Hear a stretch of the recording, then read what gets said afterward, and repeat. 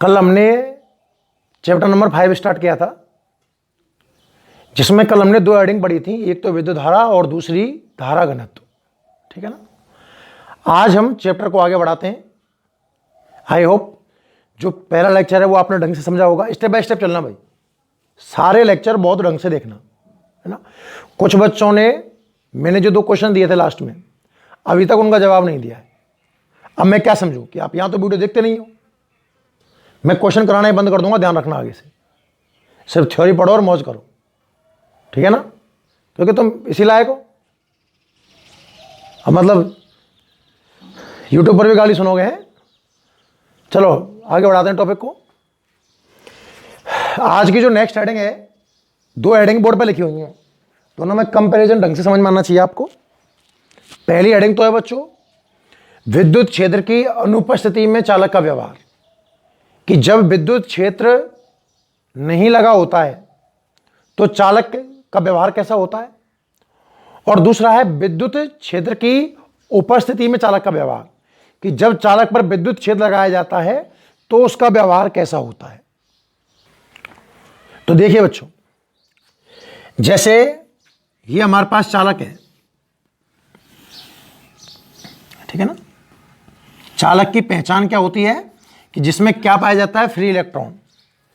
चालक की जो मेन पहचान है वो होती है कि इनमें क्या होते हैं, मुक्त इलेक्ट्रॉन पाए जाते हैं। दोनों जगह मैं चालक मान लेता हूं, ये लो, ठीक है। अब चालक हैं तो इनके अंदर फ्री इलेक्ट्रॉन रहे होंगे। ये फ्री इलेक्ट्रॉन मान लीजिए आप इनमें, सपोज, ठीक है। पहले चालक फ्री इलेक्ट्रॉन, सेम चालक हैं, आप सब कुछ सेम है ये मानना, ठीक है। अब देखिए भैया, जब इन पर विद्युत क्षेत्र नहीं होता है तो बच्चों एक नाम है तापीय वेग। तापीय वेग का मतलब क्या है, आप ऐसे सोचिए कि अगर जैसे आप एक कमरे में, जैसे कमरे में आप बैठ के पढ़ रहे हैं, सपोज उस कमरे में कोई लोहे का मेटल पड़ा हुआ है, तो बताओ उसमें फ्री इलेक्ट्रॉन है कि नहीं है? है। धातु की पहचान यही है जिसमें क्या पाया जाए, फ्री इलेक्ट्रॉन। तो फ्री इलेक्ट्रॉन है तो इसमें फिर करंट क्यों नहीं आ रहा। जैसे कोई लोहे की चीज आपके कमरे में पड़ी हुई है, दिमाग में जनरली थॉट आता है कि ये लोहे की चीज है, इसके अंदर फ्री इलेक्ट्रॉन भी है, तो इसमें करंट क्यों नहीं आ रहा है। करंट आना चाहिए। तो आपको लगेगा कि हो सकता है कि इलेक्ट्रॉन प्रवाह ना कर रहा होगा। तो आपका मानना क्या है कि जो मेटल का टुकड़ा आपके कमरे में पड़ा हुआ है, उसमें तार जॉइंट नहीं है, प्लग से सिंपल पड़ा हुआ है खाली, उसमें करंट नहीं आता है ना। क्या उसमें मुक्त इलेक्ट्रॉन नहीं है? तो मुक्त इलेक्ट्रॉन तो उसमें है, फिर करंट क्यों नहीं आ रहा। तो आपको ऐसा विचार आएगा शायद कि हो सकता है कि वो इलेक्ट्रॉन मूव ना कर रहे हो, इस तरह अवस्था में हो। लेकिन ये गलत है। ध्यान रखना कि जो वातावरण का टेम्परेचर है ना, उससे एक तापीय वेग प्राप्त होता है। वेग का नाम क्या है बच्चों, तापीय वेग। यहां लिख देता हूं, ये लो, कौन सा वेग, तापीय वेग। और बच्चों ये बहुत हैवी होता है, ऑलमोस्ट 10⁶ मीटर पर सेकंड। कितना होता है बच्चों, 10⁶ मीटर पर सेकंड। बहुत ज्यादा स्पीड है, इससे ये इलेक्ट्रॉन मूव कर रहे हैं। अब ये मेटल है, इसमें फ्री इलेक्ट्रॉन है, ये मूव भी कर रहे हैं, तो करंट क्यों नहीं आ रहा है। क्योंकि करंट की डेफिनेशन तो लास्ट लेक्चर में मैंने आपको यही पढ़ाई है ना, कि आवेश प्रवाह की दर धारा कहलाती है। जब आवेश प्रवाहित हो रहा है तो धारा क्यों नहीं बह रही। सुनना ध्यान से, तापीय वेग से जब चालकों पर विद्युत क्षेत्र नहीं होता है, ध्यान रहे इस कंडीशन में E = 0 है, विद्युत क्षेत्र नहीं है, तो ये जो मुक्त इलेक्ट्रॉन है, ये जो मुक्त इलेक्ट्रॉन है, कौन से वेग से बच्चों, तापीय वेग से ये गति करते हैं अनियमित। कैसी गति करते हैं, अनियमित। जैसे कि ये इलेक्ट्रॉन इधर मूव कर गया, ये इलेक्ट्रॉन इधर मूव कर गया, ये इलेक्ट्रॉन इधर मूव कर गया। आप समझ पा रहे होंगे मैं क्या कहना चाह रहा हूं। कहीं भी किसी भी डायरेक्शन में कोई भी इलेक्ट्रॉन मूव कर सकता है। बात समझ में आई कि जो चालक हैं, दोबारा सुनिए मेरी पूरी कहानी आप, जो चालक हैं उनमें मुक्त इलेक्ट्रॉन पाए जाते हैं। जब इन पर विद्युत क्षेत्र नहीं लगाया जाता है तो जो इलेक्ट्रॉन है ना, वो कौन से वेग से, तापीय वेग से। वो कितना होता है, 10⁶ मीटर पर सेकंड। तापीय वेग से कैसी गति करते हैं, अनियमित गति। याद रहे, मुक्त इलेक्ट्रॉन कैसी गति करते हैं, अनियमित गति करते हैं। तापीय वेग से कैसी गति करते हैं बच्चों? अनियमित गति करते हैं। तो ये इलेक्ट्रॉन क्या करेंगे पता है? आपस में एक दूसरे के प्रभाव को निरस्त कर देंगे। ये इलेक्ट्रॉन आपस में, अब ये कहानी कुछ ऐसे समझें कि क्लास बैठी हुई है और टीचर नहीं है। अगर क्लास में टीचर ना हो तो क्या बच्चा प्रॉपर स्टडी कर सकता है? क्या नहीं। कोई इधर बात करेगा, कोई उधर बात करेगा, तो जो ओवरऑल रिजल्ट निकल करके आएगा वो क्या निकल करके आएगा? 0। तो याद रखना कि जब चालक पर विद्युत क्षेत्र अनुपस्थित होता है, अब थ्योरी बना लो इसे, जब चालक पर विद्युत क्षेत्र अनुपस्थित होता है मतलब नहीं लगाया जाता है, तो जो मुक्त इलेक्ट्रॉन हैं वो कौन से वेग से? तापीय वेग से। और कैसी गति करते हैं? अनियमित गति करते हैं, मतलब एक दूसरे के प्रभाव को निरस्त कर देते हैं। तो जो रिजल्टेंट गति है वो ना है, ये मानो आप। तो गति तो कर रहे हैं पर वो कोई परिणामी गति प्राप्त नहीं कर पा रही है, इसलिए उनके अंदर करंट कितना आता है? हमेशा 0। ये कहानी समझ में आई क्या नहीं आई? आराम समझ के देखो कि जब विद्युत क्षेत्र नहीं है तो कैसा व्यवहार है, क्या घटना घटित हुई, और विद्युत क्षेत्र होगा तब क्या होगा। तो विद्युत क्षेत्र जब अनुपस्थित है तो कहानी समझ में आ गई ना कि मुक्त इलेक्ट्रॉन तापीय वेग से, मुक्त इलेक्ट्रॉन तापीय वेग से कैसी गति करते हैं? अनियमित गति करते हैं और आपस में एक दूसरे के प्रभाव को निरस्त कर देते हैं, जिससे परिणामी गति प्राप्त नहीं होती। क्लियर? करंट कितना रहता है? 0। अगर मैं इनकी स्पीड मान भी लूं, कुछ सपोज इनिशियल स्पीड आप u के टर्म में मान लीजिए कि पहले की स्पीड मान लो u1 है, दूसरे की u2 है, तो इन सबका एवरेज कितना आएगा? 0। अगर मैं पहले की स्पीड u1 मान लूं, दूसरे की स्पीड u2 मान लूं, इसी तरीके से मान लो n इलेक्ट्रॉनिक्स की स्पीड un है अपॉन n, औसत जो स्पीड आएगी बच्चों वो कितनी निकल करके आएगी? 0। कितनी निकल करके आएगी? 0। कब? जब क्षेत्र नहीं है। जब इन पर क्षेत्र नहीं है तो जो औसत स्पीड आएगी वो कितनी आएगी? 0। ये कहानी तो कब की हुई? जब क्षेत्र नहीं है। अब दूसरी कहानी सुनिए, जब क्षेत्र होगा तो क्या होगा? सोचिए, ये चालक है, इसमें मुक्त इलेक्ट्रॉन है। मान लीजिए आपने इधर विद्युत क्षेत्र लगा दिया, ये लो, ये आपने विद्युत क्षेत्र अप्लाई कर दिया। तो विद्युत क्षेत्र अप्लाई किया है तो इसका मतलब ये टर्मिनल तो बन जाएगा इसका पॉजिटिव और ये बन जाएगा नेगेटिव, क्योंकि विद्युत क्षेत्र की दिशा प्लस से माइनस की ओर ही तो होती है। आपने विद्युत क्षेत्र अप्लाई कर दिया है मतलब बैटरी जोड़ दी है, ये समझ लीजिए। तो ये सिरा तो कैसा है बच्चों? धनात्मक, और ये सिरा कैसा रहेगा बच्चों? ऋणात्मक। क्लियर है? अब सोचिए ध्यान से, इलेक्ट्रॉन पर कोई आवेश, चैप्टर नंबर 1 में जाइए, विद्युत बल F बराबर QE। मैंने कहा था अगर विद्युत क्षेत्र में कोई आवेश रख दिया जाए, विद्युत क्षेत्र E है, उसमें आपने Q आवेश रख दिया तो उस पर बल लगता है QE, F बराबर QE। अगर धनावेश है तो बल क्षेत्र की दिशा में, और ऋणावेश है तो बल क्षेत्र की विपरीत दिशा में। अब सुनिए ध्यान से, ये इलेक्ट्रॉन नेगेटिव पार्टिकल है, इन पर विद्युत क्षेत्र की विपरीत दिशा में, विद्युत क्षेत्र उधर गया है ना, तो इन इलेक्ट्रॉन पर इधर बल लगेगा, इस दिशा में प्रॉपर। ये इलेक्ट्रॉन कहां गति कर रहे हैं? ऋण सिरे से धन सिरे की ओर। पर पिछली बार जो गति हो रही थी वो तो अनियमित थी, तापीय वेग से कैसी गति हो रही थी? अनियमित। पर अब जब आपने विद्युत क्षेत्र अप्लाई कर दिया है तो यह बताइए कि मुक्त इलेक्ट्रॉन अनियमित गति करेंगे या प्रॉपर गति करेंगे? अब इनकी गति फिक्स हो गई, कहां? ऋणावेश से धनावेश की ओर। और अब जिस औसत वेग से ये गति कर रहे हैं ना, याद रखना, उसका नाम है अपवाह वेग। क्या नाम है बच्चों? अपवाह वेग। इसका प्रतीक होता है VD। इंग्लिश में बोलते हैं इसको ड्रिफ्ट वेलोसिटी। क्या बोलते हैं? ड्रिफ्ट वेलोसिटी, अपवाह वेग। देखो दो तरह के वेग समझ में आए आपको कि सर जब विद्युत क्षेत्र नहीं लगा होता है तो इलेक्ट्रॉन तापीय वेग, जिसकी वैल्यू लगभग 10⁶ मीटर पर सेकंड होती है, से अनियमित गति करते हैं और आपस में एक दूसरे के इफेक्ट को निरस्त कर देते हैं। तो जब विद्युत क्षेत्र नहीं है तो जो इनका औसत आएगा, औसत स्पीड जो आएगी वो कितनी आएगी? 0। पर जब चालकों पर विद्युत क्षेत्र लगा दिया जाता है, जब चालकों पर विद्युत क्षेत्र लगा दिया जाता है तो मुक्त इलेक्ट्रॉन एक प्रॉपर दिशा में, और वो दिशा क्या है? ऋण सिरे से धन सिरे की ओर एक निश्चित दिशा में गति करते हैं। अब जो औसत वेग आएगा ना वो अपवाह वेग है। मतलब इनकी अंतिम वेलोसिटी अगर मैं v की टर्म में मान लूं, v, तो v1 plus v2 plus dash dash dash plus vn upon n, जो निकल करके आएगा बच्चों ये आएगा vd, अपवाह वेग। कहानी समझ में आई? तो मेनली हमें आज के लेक्चर में अपवाह वेग समझना है बच्चों। ये थीम है अपवाह वेग समझने की, अपवाह वेग आया कहां से। अच्छा, अपवाह वेग की जो वैल्यू है ना वो बहुत कम होगी, लगभग 10⁻³ मीटर पर सेकंड। 10⁻³ मीटर पर सेकंड इसकी वैल्यू होती है। तो ये बताइए कि आप अपवाह वेग की बात कब करोगे? जब विद्युत क्षेत्र लगा हुआ है तब, कि विद्युत क्षेत्र नहीं लगा हुआ है तब। अगर विद्युत क्षेत्र नहीं लगा है फिर तो तापीय वेग रहेगा और वो अनियमित गति करवाएगा, जिससे रिजल्टेंट गति कितनी आएगी? 0। पर जब विद्युत क्षेत्र लगा दिया जाएगा तो एक प्रवाह होगा जो वो नियमित प्रवाह बना रहेगा बच्चों, है ना। और तब जो औसत वेग होगा उसे नाम देंगे अपन अपवाह वेग। क्लियर है? तो आप हेडिंग लिखिए फटाफट जल्दी से, स्क्रीन पॉज करके हेडिंग डाल लें। कौन सी? कि विद्युत क्षेत्र की अनुपस्थिति में चालक का व्यवहार। स्क्रीन पॉज करके लिख लें, मैं फटाफट बोलता हूं रफ्तार में, है ना। विद्युत क्षेत्र की अनुपस्थिति में चालक का व्यवहार लिखिए इस हेडिंग के अंदर कि जब चालकों पर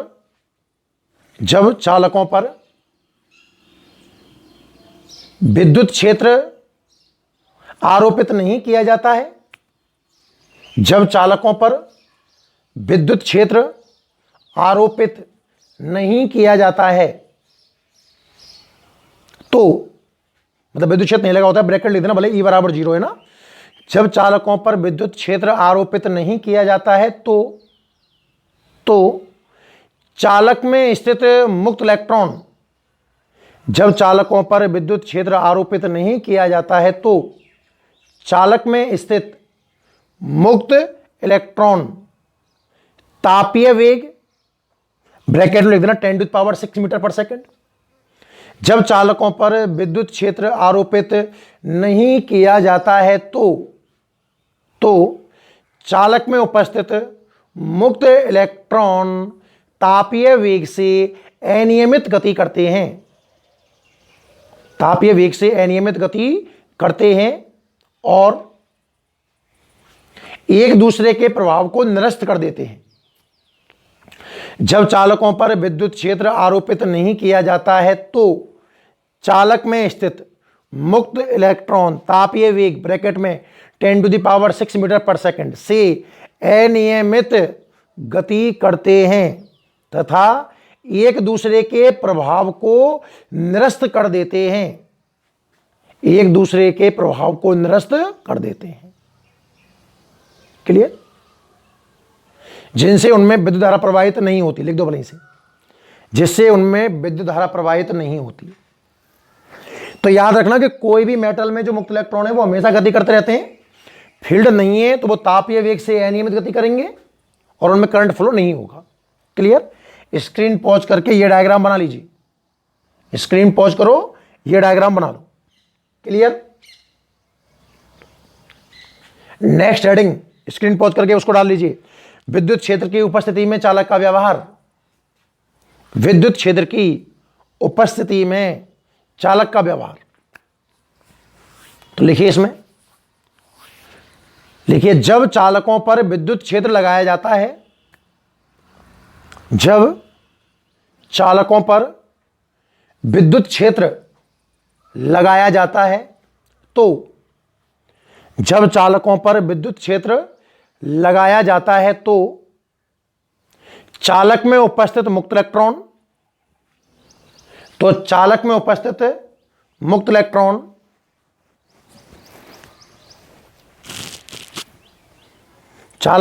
मुक्त इलेक्ट्रॉन अपवाह वेग, ब्रैकेट में 10⁻³ मीटर पर सेकंड। जब चालकों पर विद्युत क्षेत्र लगाया जाता है तो चालक में स्थित मुक्त इलेक्ट्रॉन अपवाह वेग से ऋण सिरे से धन सिरे की ओर गति करते हैं। अपवाह वेग से ऋण सिरे से धन सिरे की ओर गति करते हैं।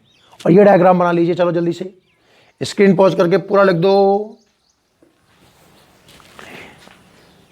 ये पूरी कहानी पढ़ने के बाद हमें दो बात समझ में आती हैं, बिल्कुल नॉर्मल सी, कि जब चालक पर विद्युत क्षेत्र नहीं है, जैसे टीचर क्लास में नहीं है, तो अनियमित गति होगी उनकी, रिजल्ट 0, एवरेज 0 आएगा। और जब विद्युत क्षेत्र लगा दिया जाएगा बच्चों तो एक फिक्स गति होगी ऋण सिरे से धन सिरे की ओर। फिर जो एवरेज आएगा उसे अपवाह वेग कहा जाएगा। क्लियर? तो मैं साइड में हो जाता हूं, आप स्क्रीन पॉज करें और रफ्तार में नोट कर दें जल्दी से। चलो,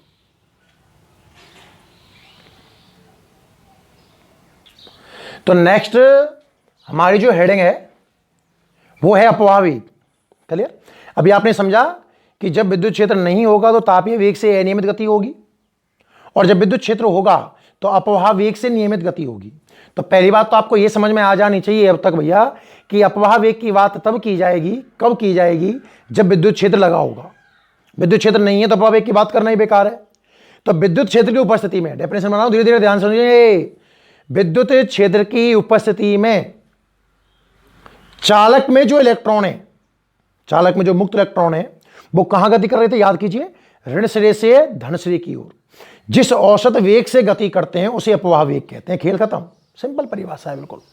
अपवाह वेग की क्या परिभाषा है बोलना, मैं नोट करा दूंगा, खुद सोचे देखिए कि विद्युत क्षेत्र की उपस्थिति में, विद्युत क्षेत्र की उपस्थिति में चालक में स्थित मुक्त इलेक्ट्रॉन जिस औसत वेग से ऋण सिरे से धन सिरे की ओर गति करते हैं उसे अपवाह वेग कहते हैं। कई तरीके की परिभाषाएं बन सकती हैं, सबसे इजी और सबसे शानदार परिभाषा है विद्युत क्षेत्र की उपस्थिति में चालक में स्थित मुक्त इलेक्ट्रॉन ऋण सिरे से धन सिरे की ओर जिस औसत वेग से गति करते हैं उसे क्या बोलते हैं? अपवाह वेग। इसका सूत्र निकालना है बच्चों, ध्यान से देखिए। अपवाह वेग मैं चलो लिख देता हूं, पूरी परिभाषा लिख दें। परिभाषा है कि विद्युत क्षेत्र की उपस्थिति में, कब बात कर रहे हैं बच्चों हम? विद्युत क्षेत्र की उपस्थिति में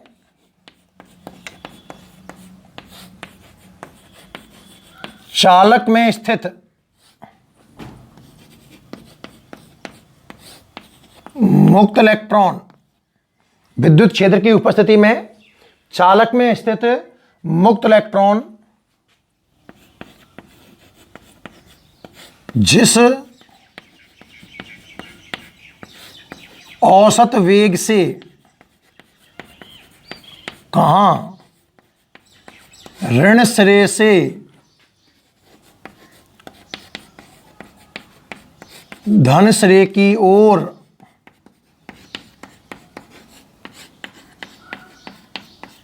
गति करते हैं उसे क्या कहते हैं? अपवाह वेग कहते हैं। क्लियर है भाई यहां तक? विद्युत क्षेत्र की उपस्थिति में चालक में जो मुक्त इलेक्ट्रॉन है वो जिस औसत वेग से ऋण सिरे से धन सिरे की ओर गति करते हैं बच्चों, उसे क्या कहते हैं हम? अपवाह वेग। क्लियर? इसका जो फॉर्मूला आने वाला है वो आएगा v d is equal to e tau upon m. ये फॉर्मूला आएगा, प्रूफ करने वालों आपके सामने, ध्यान से देखना। वीडी मतलब अपवाह वेग, स्मॉल ई इलेक्ट्रॉन का आवेश है, कैपिटल ई विद्युत क्षेत्र है जो आपने लगाया है।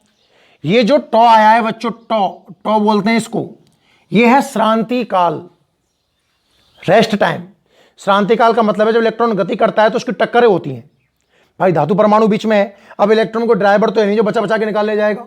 इलेक्ट्रॉन की टक्कर होंगी, जैसे पहली टक्कर और यहां दूसरी टक्कर, तो दो टक्कर के बीच में जो टाइम लगाना उसे बोलते हैं श्रांति काल, याद रखना। और नीचे एम इलेक्ट्रॉन का द्रव्यमान है।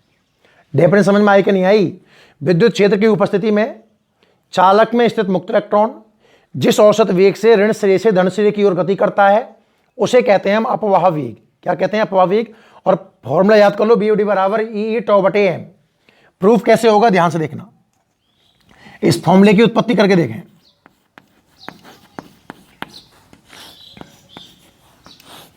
देखिए, आप ऐसा करो, मान लो कि चालक में बहुत सारे इलेक्ट्रॉन है, एन इलेक्ट्रॉन मान लीजिए।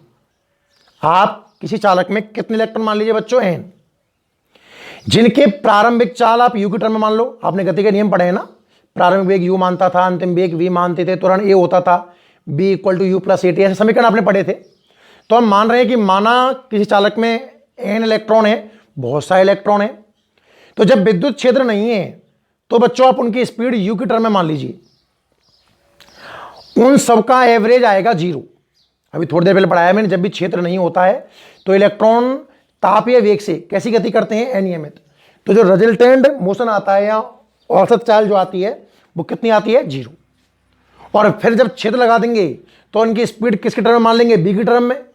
और जो बी का जो औसत आएगा वो कहलाएगा अपवाह वेग। देखिए कि माना किसी चालक में कितने इलेक्ट्रॉन मान लूं मैं, स्मॉल एन मुक्त इलेक्ट्रॉन है, स्मॉल एन मुक्त इलेक्ट्रॉन है। हम ऐसा मान रहे हैं कि कोई चालक है जिसमें, अब चालक में तो आवेशवाहक मुक्त इलेक्ट्रॉन ही होता है, उसमें कितने मुक्त इलेक्ट्रॉन है, स्मॉल एन। किसी चालक में स्मॉल एन मुक्त इलेक्ट्रॉन है जिनके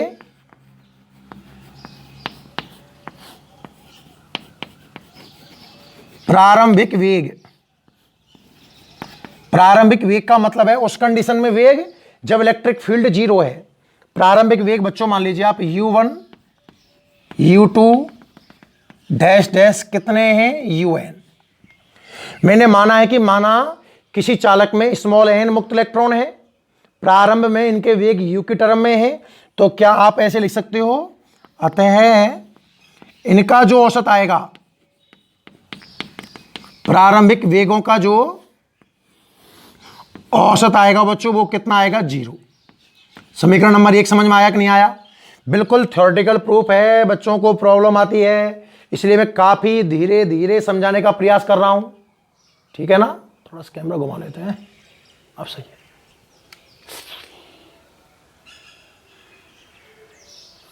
अब ठीक है ना।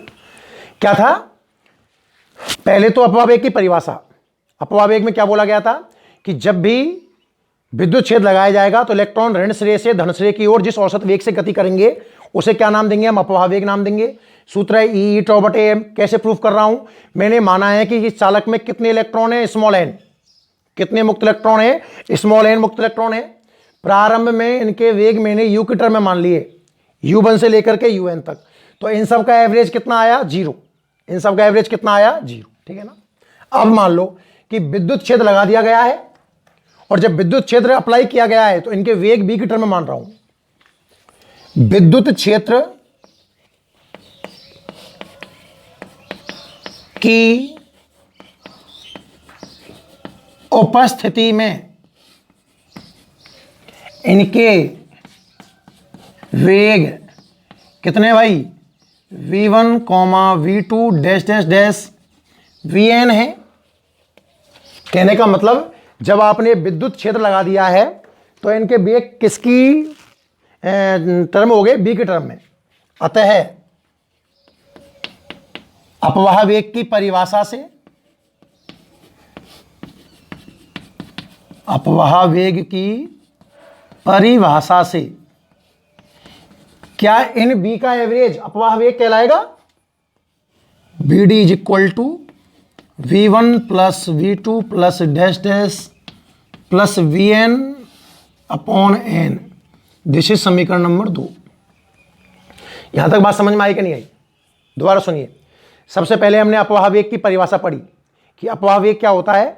जब मुक्त इलेक्ट्रॉन पर, चालक पर विद्युत क्षेत्र लगाया जाता है तो मुक्त इलेक्ट्रॉन ऋण श्रेय से धन श्रेय की ओर जिस औसत वेग से गति करते हैं उसे अपवाह वेग कहते हैं। सूत्र है bd बराबर ई टॉ बटे एम।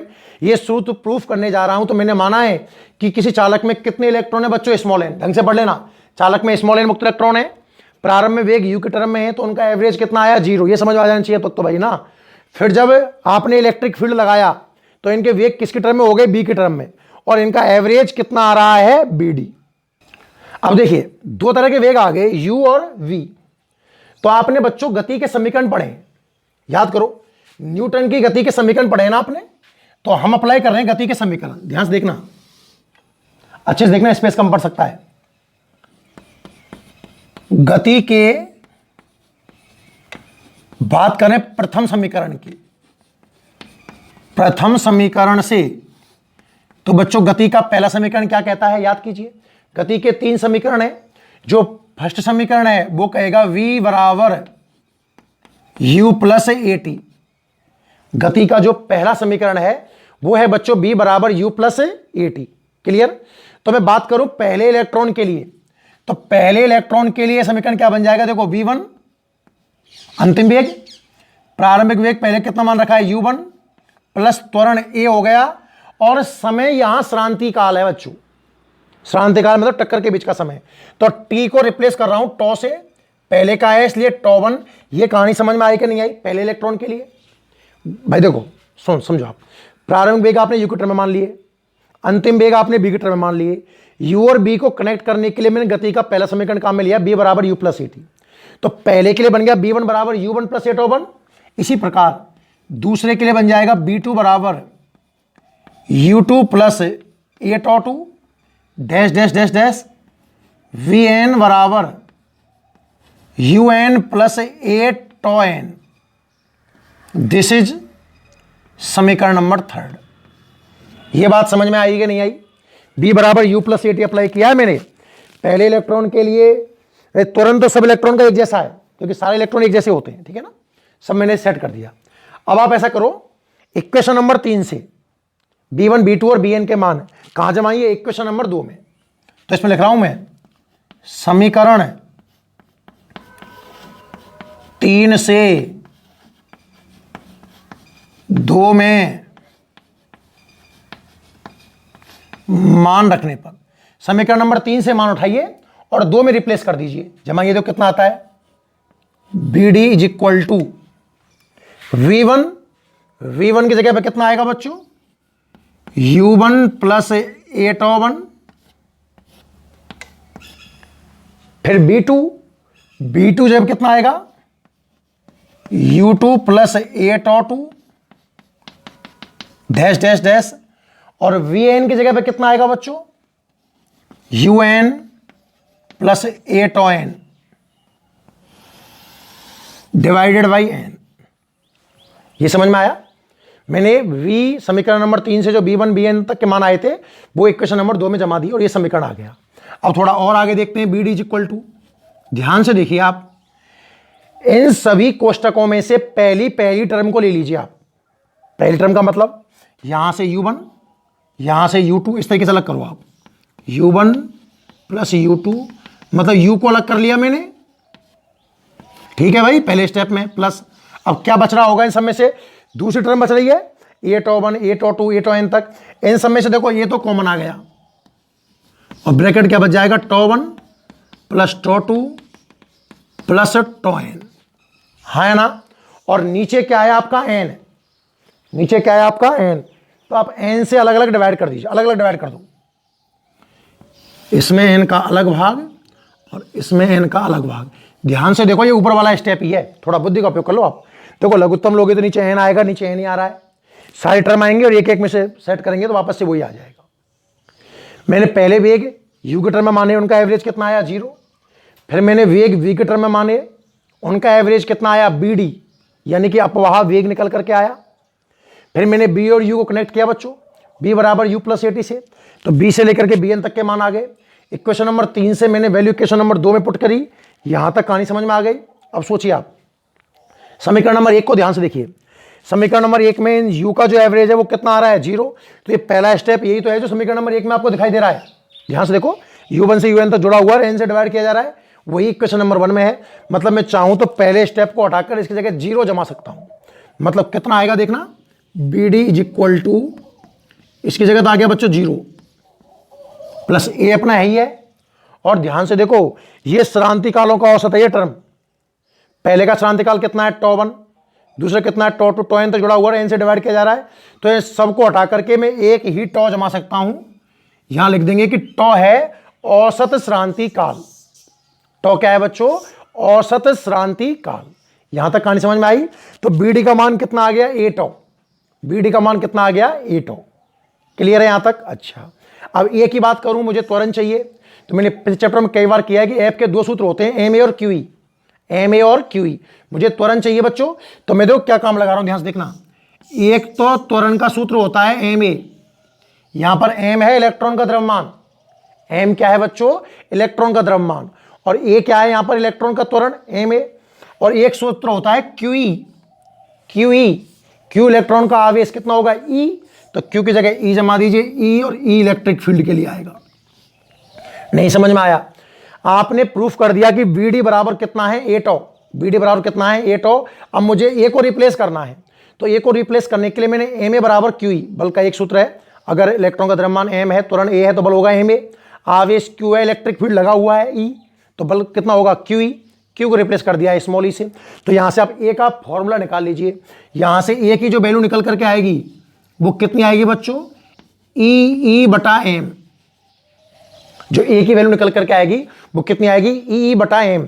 इस A को आप ऊपर जमा दीजिए, जो सूत्र आया ना BD बराबर 8, इसमें जमा के देखिए, तो यहां से जो BD निकल करके आएगा, BD बराबर A की वैल्यू जमा दीजिए आप, E अपॉन M, और टॉ से मल्टीप्लाई हो ही रहा है। तो यही सूत्र है किसका, अपवाह वेग का। क्या, BD बराबर E टॉ बटे M, E टॉ बटे M। अगर आप वेक्टर फॉर्म लिखना चाहो, इसकी ध्यान से देखना, यहां लिख दूं, जगह नहीं है इसलिए, सदिश रूप लिखना चाहते हो अगर, तो देखो BD के ऊपर वेक्टर आ जाएगा, वेग सदिश राशि है ना, फिर चिन्ह माइनस का आएगा, क्योंकि देखो वेग और इलेक्ट्रिक फील्ड अपोजिट है, जिस डायरेक्शन में इलेक्ट्रिक फील्ड लगा है वेग उससे अपोजिट है, तो माइनस E वेक्टर लगा देना, टॉ अपॉन M, ये इसकी वेक्टर फॉर्म है। क्लियर बच्चों? तो ये हेडिंग थी कि अपवाह वेग क्या होता है। अपवाह वेग ये चीज है, ध्यान से देखिए, दोबारा सुनाऊं, आज के लेक्चर में थ्योरेटिकल है पूरा, स्टार्टिंग में काफी बोरिंग लगता है, आगे जाके चैप्टर बहुत इंटरेस्टिंग होने वाला है ना। मैंने पहली हेडिंग पढ़ी कि जब चालक पर विद्युत क्षेत्र नहीं लगाया गया है तो उसका व्यवहार कैसा है। तो आपने देखा कि जब हम चालक पर क्षेत्र नहीं लगाते हैं तो जो इलेक्ट्रॉन है वो तापीय वेग से अनियमित गति करते हैं और आपस में एक दूसरे के प्रभाव को निरस्त कर देते हैं, इफेक्टिव 0 रहता है। क्लियर है? फिर आपने पढ़ा कि क्षेत्र की उपस्थिति में कैसा व्यवहार होगा। तो जब हम क्षेत्र लगा देते हैं बच्चों, जब उसके ऊपर क्षेत्र अप्लाई कर देते हैं तो इलेक्ट्रॉन एक फिक्स दिशा में ऋण सिरे से धन सिरे की गति करता है। और फिर मैंने डीपली पढ़ा कि अपवाह वेग क्या है। उम्मीद है आपको पूरा समझ में आ गया होगा। नहीं समझ में आया है तो भैया वीडियो वापस रिप्ले करके देख लेना एक बार ढंग से, काफी इंपॉर्टेंट बातें हैं। अपवाह वेग अपने आप में इंपॉर्टेंट हेडिंग है, एग्जाम में आ भी सकता है। ठीक है, दूसरी बात, छूटना नहीं चाहिए कुछ भी, चाहे टाइम हमें और ज्यादा लग जाए। आप घर बैठे हो, स्कूल आने जाने का टाइम बच रहा है आपका और दिन भर काम ही क्या है आपके पास में, तो आप चाहे वीडियो को 2 बार देखनी